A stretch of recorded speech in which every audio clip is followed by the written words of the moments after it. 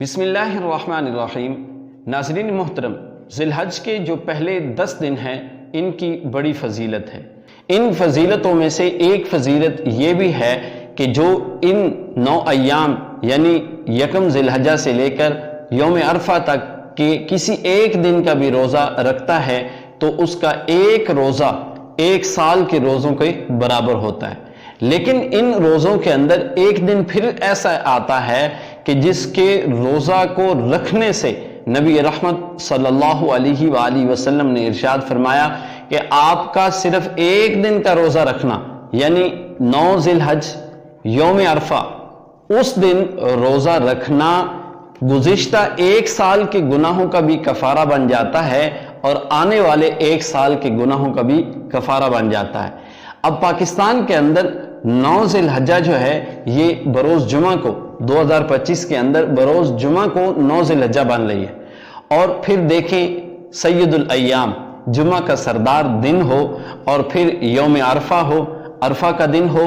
اور اس دن اگر کوئی روزہ رکھتا ہے نبی رحمت صلی اللہ علیہ وآلہ وسلم کے فرمان کے مطابق اللہ رب العزت اس کے گزشتہ 1 سال کے بھی گناہوں کو معاف فرماتا ہے اور آنے والے بھی 1 سال کے گناہوں کو معاف فرماتا ہے۔ تو جہاں تک ہو سکے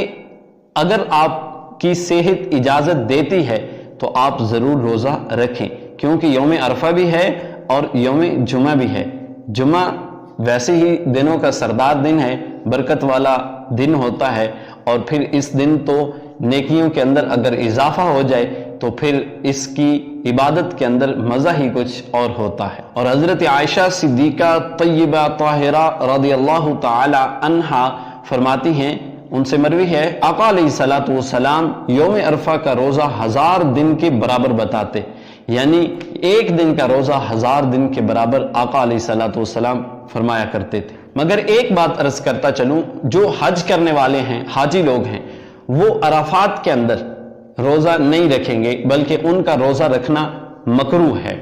جو حاجی نہیں ہے اور باقی علاقوں کے اندر رہتے ہیں وہ یوم عرفہ کا روزہ رکھ سکتے ہیں، ان کے لیے یہ فضیلت بیان فرمائی گئی۔